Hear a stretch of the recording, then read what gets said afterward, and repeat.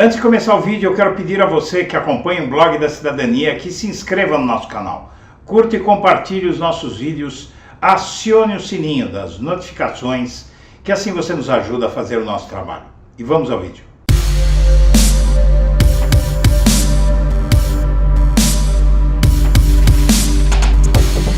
Bom dia, senhoras e senhores. Hoje é 23 de setembro de 2022, são 8 horas da manhã.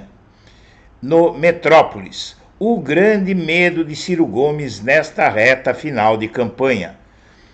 Ciro hoje tem um grande medo na eleição. Ciro Gomes tem hoje um grande medo na eleição ficar atrás de Simone Tebet no próximo dia 2. Ciro teme que a campanha pelo voto útil em Lula pegue com mais força entre seus eleitores do que entre os de Tebet, e ele encolha mais ainda. O Datafolha mostrou nesta quinta-feira um empate técnico entre os dois e Ciro oscilou de 8 para 7 e Tebet manteve seus 5%. O fato é que a possibilidade de Ciro Gomes ficar em quarto lugar na eleição disparou por conta da rejeição a ele, que não para de aumentar conforme ele mais radicaliza e mais se aproxima da extrema-direita. O fato é que Ciro Gomes está usando como estratégia nesse momento para tentar não se sabe o que na eleição, flertar com a extrema-direita. Ele inclusive chegou ao ponto de dar uma entrevista ao podcaster Monark, que propôs a criação de um partido nazista no Brasil. Bolsonaro também não para de falar de Enéas Carneiro, um dos ícones da extrema-direita no Brasil.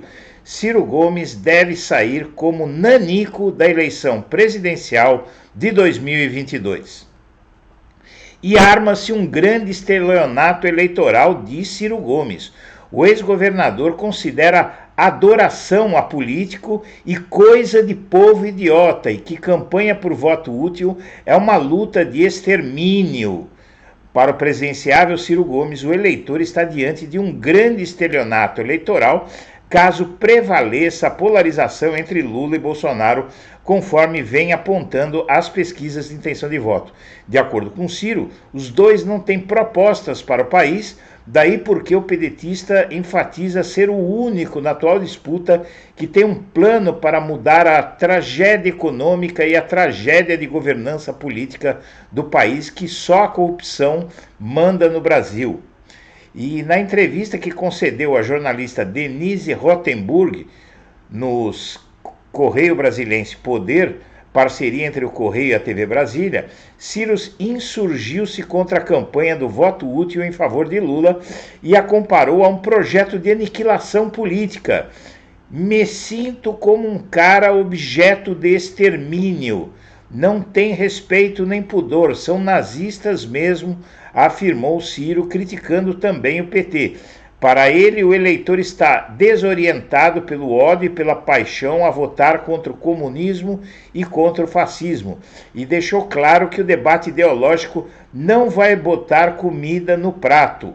Na apresentação de seu projeto para a economia, defendeu várias coisas que estão num livrinho daqueles que Brizola dizia que não serve para nada. E, na verdade, é claro que o que vai botar comida na mesa da população não é a polarização, é a volta de um governo como o de Lula, cujo principal feito reconhecido no mundo inteiro é o de acabar com a fome, ou foi o de acabar com a fome. E aumenta a percepção dos brasileiros de que Lula criou o Auxílio Brasil. O percentual de eleitores que atribuem a paternidade do benefício a Lula passou de 3% para 14% em 12 meses. Um feito impressionante, porque, na verdade, o Auxílio Brasil é do governo Bolsonaro, apesar de ser o Bolsa Família remasterizado, ou seja, é um Bolsa Família disfarçado. Então, de certa forma, apesar de o nome do que Lula criou não ser Auxílio Brasil, o Auxílio Brasil, na verdade, é uma corruptela do Bolsa Família criado por Lula. E historiador americano lança biografia sobre a medida, sob medida para a campanha de Lula. No livro incensado por petistas, John French diz que ex-presidente é o Pelé da política e que a corrupção na Petrobras foi uma crença para prendê-lo.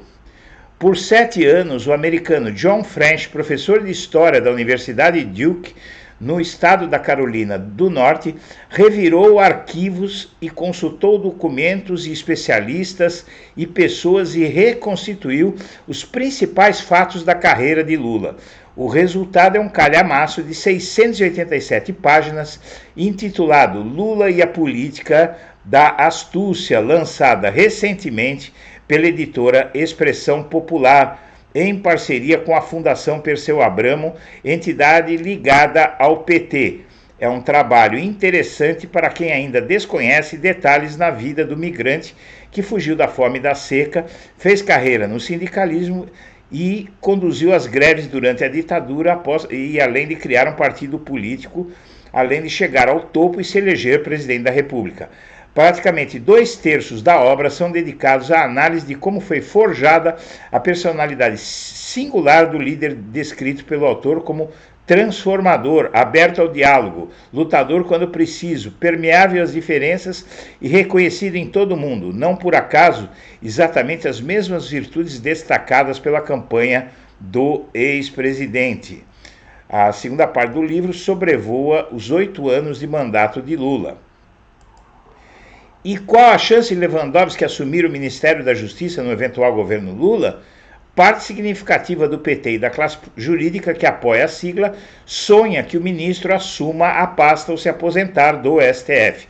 Parte significativa do PT e da classe jurídica que apoia o partido sonha que o ministro do Supremo Tribunal Federal, Ricardo Lewandowski, possa assumir o Ministério da Justiça em um eventual governo Lula. A chance de o magistrado ir para o comando da pasta, no entanto, é 0.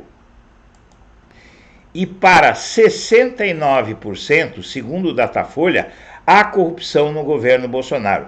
Tema é central tanto na propaganda do presidente quanto nos ataques ao seu rival. Para a maioria esmagadora dos brasileiros, há corrupção no governo de Jair Bolsonaro, candidato à reeleição em segundo lugar na mais recente pesquisa Datafolha. E o voto útil deve reduzir a distância entre Lula e Bolsonaro. A campanha do voto útil deflagrada pelo PT para garantir a eleição do ex-presidente Lula no primeiro turno é a estratégia adotada pelo petista na reta final de sua campanha. O objetivo é volatilizar a candidatura do ex-governador do Ceará e, com isso, atrair os eleitores que lhe faltam para ter mais de 50%. E um ministro da FAB, um ministro de Bolsonaro, usa avião da FAB para ir fazer campanha para ele no Rio de Janeiro. O ministro da Justiça antecipou viagem oficial ao Rio em avião da FAB para acompanhar Bolsonaro em atos políticos no 7 de setembro, e é a esculhambação desse governo, onde as leis viram letra morta.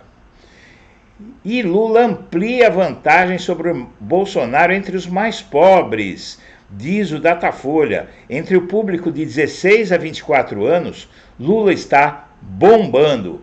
E, por fim, os golpes que a campanha de Bolsonaro mais sentiu foram: o impacto negativo foi medido pelos próprios membros na equipe do presidente da República a partir da análise de pesquisas qualitativas.